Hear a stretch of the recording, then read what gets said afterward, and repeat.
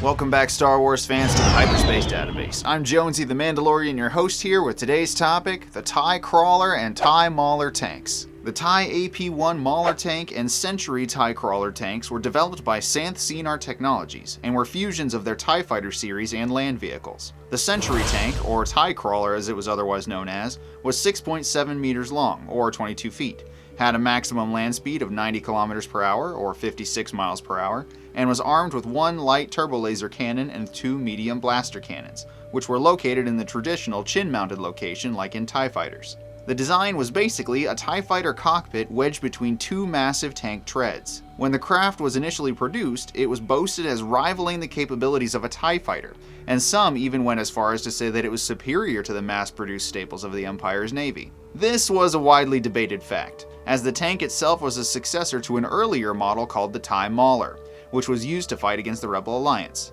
This Mauler model was armed with 3 laser cannons and was meant to serve as a high-speed land superiority vehicle against the growing Rebel Alliance threat. The Mauler was lightly armored, much like the TIE Crawler, and was built for superior speed and maneuverability. However, one of the main benefits of this version was that it was armored enough to be an effective anti-infantry weapon, well earning the name TIE Mauler by the simple fact that it would run over enemy units with its high-speed charge. Rebel forces learned to either get out of the way of this deadly tank or destroy it before it could cause significant damage to friendly units. Both of these units were crewed by a single pilot, who acted as gunner as well, and the vehicles were controlled by foot pedals for maneuverability, with the firing controls on the main steering control sticks. While the TIE Mauler was popular during the early stages of the war against the Rebel Alliance, the TIE Crawler was introduced after the Battle of Endor, and was more effectively utilized by the Imperial Remnant, and even by other third-party organizations, as the Santh Cinar Company was able to branch out from under the service of the Empire to make their vehicles available to a select market.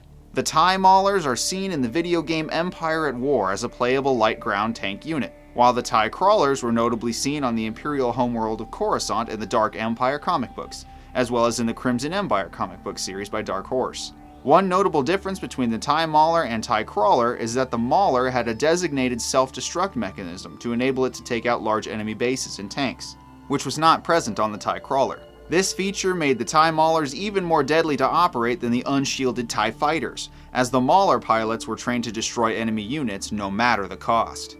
The TIE Mauler and TIE Crawler tanks were a cheap and effective boost in ground support for the Empire and Imperial Remnant, and were used well in large groups against the Rebel Alliance, with their impressive speed, maneuverability, and firepower leading the way.